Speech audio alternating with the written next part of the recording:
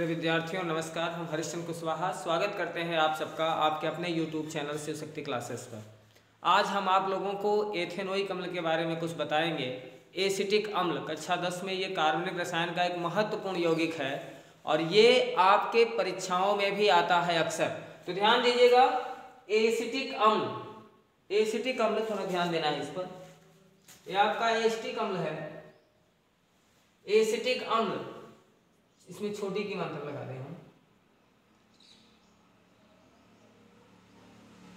Acetic अम्ल देखिए, acetic अम्ल का अणु सूत्र CH3COOH होता है।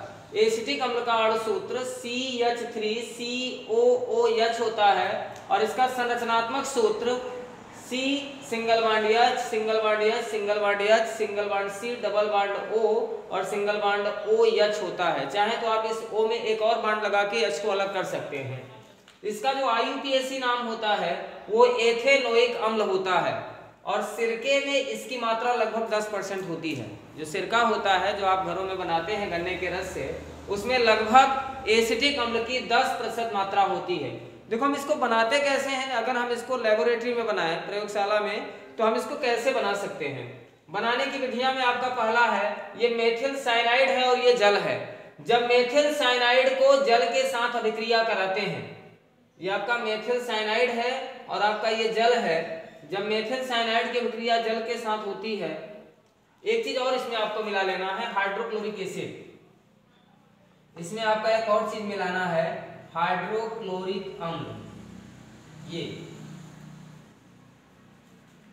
इधर ध्यान देंगे थोड़ा सा। ये मेथिल साइनाइड होगा, यहाँ पे हम जल मिलाए थे 2H2O और इसी में हम HCl मिलाएंगे, HCl। ये तो जब मेथिल साइनाइड में जल और हाइड्रोजन क्लोराइड को मिलाया जाता है, तब ये आपस में अभिक्रिया करके एसिटिक अम्ल और नौसादर बना देते हैं। चलो हम देखते हैं कि ये बैलेंस है या नहीं है। तो यहाँ पे आपका हाइड्रोजन 3 2 दूनी 4 3 7 1 8 है। यहाँ 3 1 4 और 4 8 है। क्लोरीन 1 है, क्लोरीन 1 है। ऑक्सीजन आपका 1 है, यहाँ पे ऑक्सीजन आपका 2 है, तो ऑक्सीजन आपका 2 है। कार्बन देखते हैं 1 1 2 है, तो कार्बन 1 1 2 है। नाइट्रोजन 1 है, तो नाइट्रोजन 1 है। ये बैलेंस है। तो पहला तरीका है इसको बनाने का कि जब मेथिल साइनाइड की अभिक्रिया जल और हाइड्रोजन क्लोराइड के साथ होती है, तब एसिटिक अम्ल और नौसादर प्राप्त होता है। तो ये पहला तरीका है। दूसरा तरीका है कि जब आपके पास एथिल एसीटेट होता है, ये एथिल एसीटेट का फार्मूला है। तो जब आपके पास एथिल एसीटेट हो और उसमें आप जल को मिलाएं, तो आपका एसिटिक अम्ल और एथिल अल्कोहल बना देता है। चलो देखते हैं ये भी बैलेंस है या नहीं। तो 3 5 8 2 10, 3 1 4 5 9 1 10, 1 2 3 ऑक्सीजन 1 2 3। कार्बन देखते हैं 1 2 2 4, कार्बन 1 2 और 2 4। तो ये भी आपका बैलेंस है। तो दूसरा तरीका इसका ये है कि जब एथिल एसीटेट में हम जल की अभिक्रिया करवा देते हैं, तब एसिटिक अम्ल और एथिल अल्कोहल प्राप्त होता है। तीसरा तरीका देख रहे हैं लेबोरेटरी में इसको बनाने का। जब हमारे पास एसिटामाइड होता है, CH3CONH2, ये एसिटामाइड का फार्मूला है। तो जब एसिटामाइड में नाइट्रस अम्ल को मिलाया जाता है, HNO2, ये नाइट्रस अम्ल है। एसिटामाइड में नाइट्रस अम्ल की अभिक्रिया करवाई जाती है, तब आपका एसिटिक अम्ल, नाइट्रोजन गैस और जल प्राप्त होता है। चलो देखते हैं ये बैलेंस है या नहीं। नाइट्रोजन 1 और 1 2 है, यहाँ भी 2 है। हाइड्रोजन 2 1 3 3 6 है। हाइड्रोजन 1 2 3 3 6। कार्बन 1 1 2, तो दाहिने पक्ष में 1 1 2। ऑक्सीजन 3 तो 3।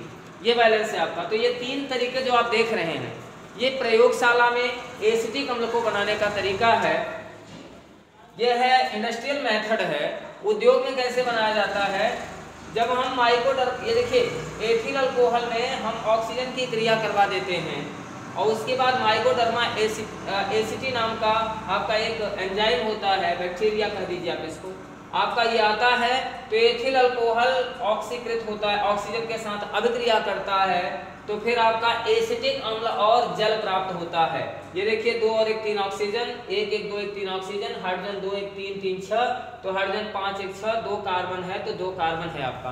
तो इसको बनाने की विधियां हैं, संक्षेप में आप इसको समझ लीजिए। और इसके भौतिक गुण की अगर हम बात करें, तो कह रहा है कि भौतिक गुण में एसिटिक अम्ल एक रंगहीन होता है, रंगहीन पदार्थ है और ये तीव्र गंध वाला होता है। एसिटिक अम्ल एक रंगहीन होता है, इसमें कोई कलर नहीं होगा और आपका तीव्र गंध युक्त होगा, इसमें एक तीव्र गंध होती है और ये संक्षारक प्रकृति का होता है, ये संक्षारक स्वभाव का होता है, गला देने वाला स्वभाव का। एसिडिक जैसे एसिड वगैरह अम्ल तेजाब जैसा गुण रखता है ये भी। इसका जो बीपी है बॉइलिंग पॉइंट इसका, यानी इसका जो बॉइलिंग पॉइंट का मतलब हो जाएगा इसका क्वथनांक। चूंकि ये द्रव है तो इसका जो क्वथनांक होता है ये 118 डिग्री सेंटीग्रेड होता है, यानी जब 118 डिग्री सेंटीग्रेड का तापमान देते हैं इसको तब ये उबलने लगता है। और इसका जो फ्रीजिंग पॉइंट है या फपी यानी इसका हिमांक 16.5 डिग्री सेंटीग्रेड होता है। जब तापमान 16.5 डिग्री सेंटीग्रेड इसको दे दिया जाएगा तो ये जमने लगता है, इसके अंदर जमने का गुण पाया जाता है। यह जल में, एथिल अल्कोहल में और डाई एथिल ईथर में विलय होता है, यह इन चीजों में घुल जाता है। अगर आप एसिटिक अम्ल को ले जाएं और जल में इसको घोलें तो ये जल में घुल जाएगा, अल्कोहल में घोलेंगे वहां भी घुल जाएगा, और एथिल एसीटेट में डाई एथिल ईथर में मिलाएंगे वहां भी घुल जाएगा और यह जल से भारी होता है। और एक खास बात इसके अंदर ये होती है कि ये जो होता है, जो सिरके में जो गंध आती है वो गंध इसी की गंध होती है। तो नेक्स्ट वीडियो में हम आपको इसके रासायनिक गुणधर्म को समझाएंगे, इसका रासायनिक गुणधर्म क्या होता है। फिलहाल इन चीज़ों को आप तब तक तैयार कर लीजिए। धन्यवाद।